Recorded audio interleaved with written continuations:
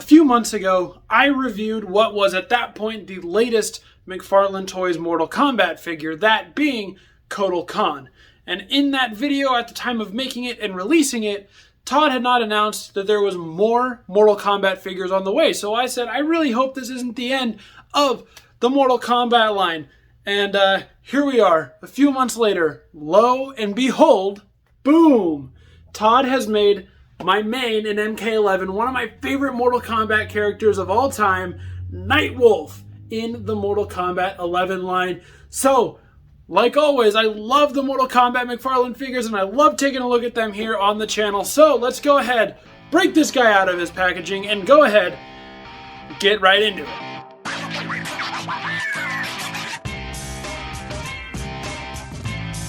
Now, before we get too far into it, I just want to say thank you all for being here. My name is Deceptibot9, and as always, if you like what you see, go ahead and click like. If you want to see more of it and stay tuned to what I've got going on, go ahead, hit subscribe as well. It really helps me out, and I really appreciate it.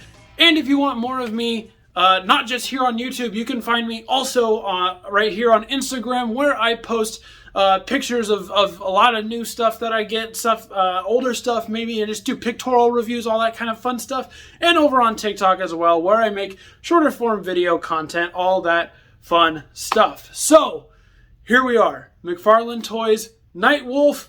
We've got him in hand. Finally, I am so excited. And like I said for Kotal Khan, I really hope this is not the last of the Mortal Kombat stuff, because it is the reason I got into McFarlane Toys to begin with. I love Mortal Kombat. It's one of my favorite franchises. So without further ado, let's go ahead and take a closer look at McFarlane Toys Nightwolf. All right, here is a closer look at Nightwolf up close and out of his packaging.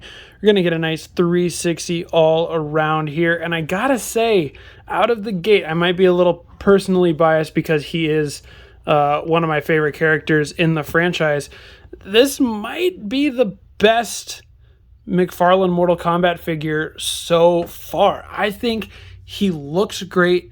He feels great. He comes with a good amount of accessories, which is better than normal for Todd. I wish he did come with some alternate hands or something instead, but I mean, or not instead, but in addition to. But I think he's really nice. He is killing the game. If you watched my Kotal Khan review, you would know that I wasn't really the biggest fan of Kotal Khan. He felt like there was some missed opportunity going on with that figure overall. But I'm happy to report, so far, Nightwolf does not disappoint. So let's go ahead and take a look at some of the details and stuff we got going on this guy. So up here, starting at the head, of course, he looks great. The face, he's got a kind of just a plain expression on, but I think it works for Nightwolf. Plus, we get the nice war paint going on him right there.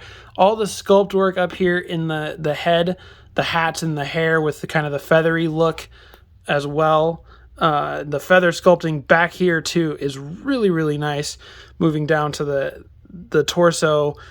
We've got all this little molded detail going on here in the tunic. The blue pops very, very well. This is not his standard costume, but I think it's a great costume to choose from.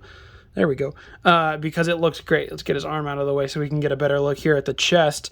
You can see even that war paint trickles down there on top of the chest. We get molded niceness going on with the belly. All that great mold work. Focus camera continues down here to the lower half, the tunic part, and down onto the legs as well. With the pants, you see the nice sculpt and detail work.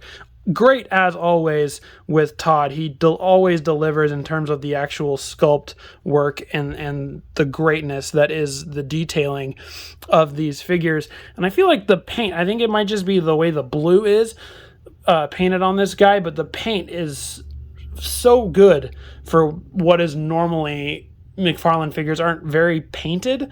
They're usually molded in that color plastic or whatever's going on.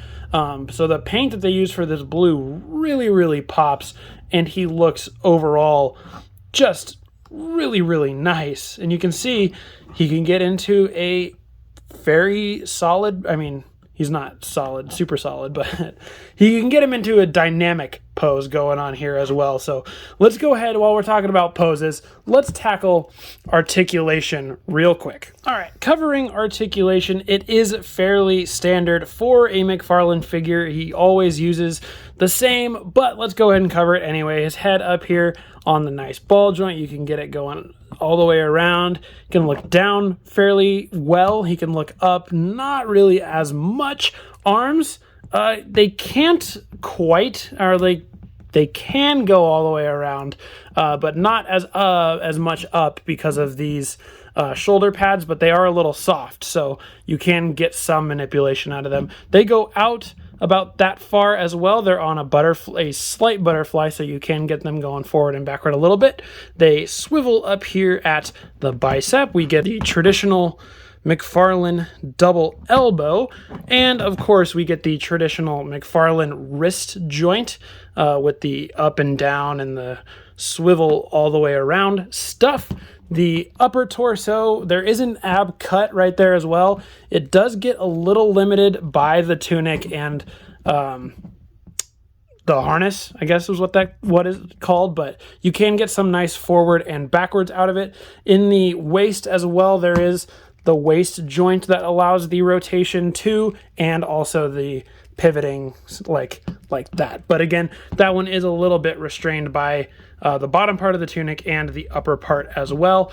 Legs go forward that far. They go backwards not very far. They go out that far, allowing, if the tunic doesn't get in the way, Nightwolf to get into a pretty decent all the way split. Knees are the traditional McFarlane double knee joint as well, but if you notice, there's something interesting here. Only one side of the leg has got a peg in it. The other one is pinless.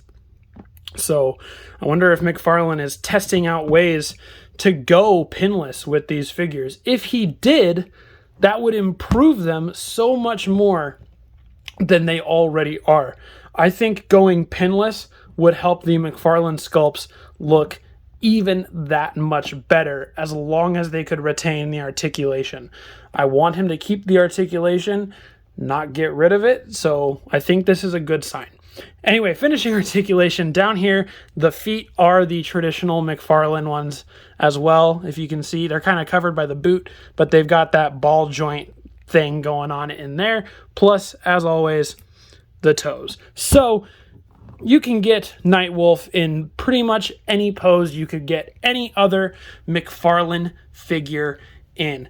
And I mentioned earlier the accessories, the amount of accessories going on here is absolutely awesome for McFarlane because we usually don't get this many. So covering real quick, obviously you're going to get the stand. That's standard for every McFarlane figure.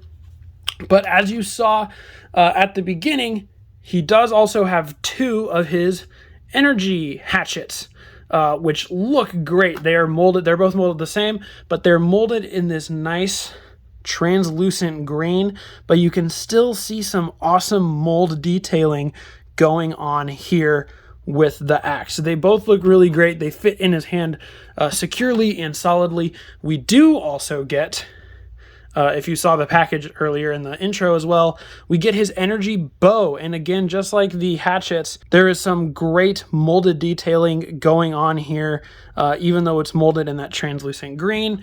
And of course, to go with the bow, you get the arrows. So you're getting a set of 3 arrows all kind of clumped together. And there is mold detailing going on there as well. You can see it mostly in the feathers and up top. They do look great. So showing off Nightwolf with the bow and arrows going on, you can see it's not the best look because the bow, as you can see, or when we showed it off, was the straight line, so it's not pulled back. And he's got these 3 sets of arrows, so that you can find ways and angles to sort of make it look like he is shooting. Luckily, this plastic is soft enough to pull back the drawstring, but I probably wouldn't leave it that way for too long. It's going to obviously warp like you see now, even just from the minute or so of me doing it. But one thing to note with the accessories here on Nightwolf, he looks much better with the bow sort of just held down and at a relaxed position. But something to note with the accessories is Nightwolf in the games, these weapons are made out of pure energy, like we see with Johnny Cage and whatnot. It's a magic or an energy of some sort. So Nightwolf doesn't store these weapons on him anywhere. But something that McFarlane has done, it seems like he's molded in some places to hold certain accessories. Like you can see this clip here on the back looks like it's been designed to holster the arrows somehow. I think it's like this, because the bow doesn't really fit in there securely enough. So I think this is for the arrows to sit there on his back like that. But even right there, if you put the hand like that, then it kind of looks like he's drawing for them. So you could reach into a position where he is drawing arrows out of his quiver, and he's ready to use the bow. That's a much better look for the bow in terms of making it look like he's actually using it. But also you'll notice here on the hips, there is these little hooks, or not like hooks, but then there's these little notches on the energy axes that if you get just right on the hip, the axe will latch onto the hip.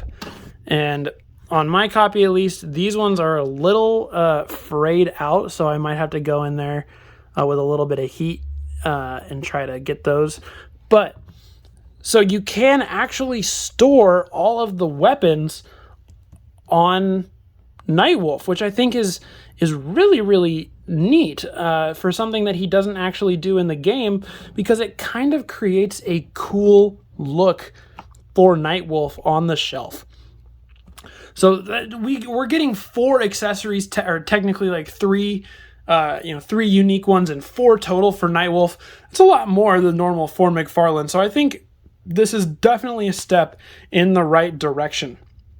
Now, let's go ahead and look at some comparisons with Nightwolf to see how he stacks up with some other figures. Here is Nightwolf with my previous McFarlane Mortal Kombat review, that being Kotal Khan.